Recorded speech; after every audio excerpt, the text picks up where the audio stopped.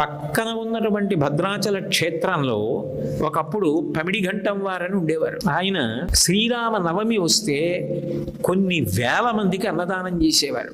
ఒకప్పుడు నెయ్యి తక్కువ వచ్చింది.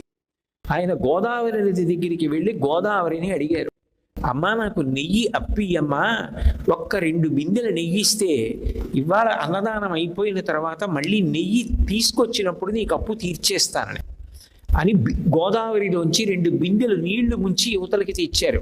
ఆ నీళ్లు నెయ్యి అయ్యాయి. అబద్ధమో నిజమో మీరు కావాలంటే అంబసత్రంలో అడగండి.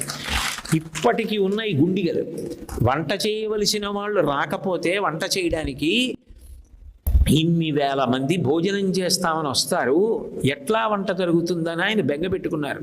ఎక్కడి నుంచో 2 కుర్రవాళ్ళు వచ్చారు, మేము చేసేస్తాం వంట కానీ మీరు చూడకూడదు, మేము చేసి పిలుస్తామని చెప్పి వాళ్ళు 2 పెద్ద గుండిగలు తెచ్చారు.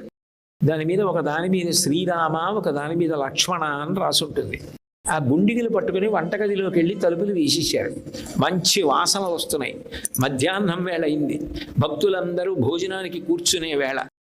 వాళ్ళు చెమట పట్టి లోపల నుంచి బయటికి వచ్చి, అయ్యగారు వంట అయిపోయింది అంటే భోజనం చేసి మీరు తగిన రుసుము తీసుకుని వెళ్ళండి అన్నాడు ఆయన. అంటే వాళ్ళు అన్నారు, ఒక్కసారి వెళ్ళి గోదావరిలో స్నానం చేసి వచ్చి అన్నం తింటామన్నారు అని. వాళ్ళిద్దరూ గోదావరిలో స్నానం చేయడానికి వెళ్ళి ఇక తిరిగి రాలేదు. ఆయన ఆశ్చర్యపోయాడు. వాళ్ళు తెచ్చిన గుండిగలు ఉండిపోయి ఆ గుండిగల మీద శ్రీరామ లక్ష్మణ అని పేర్లు ఉన్నాయి. అప్పుడు ఆయనకు అర్థమైంది, నన్ను అనుగ్రహించడానికి రామలక్ష్మణులు వచ్చి వంట చేశారని.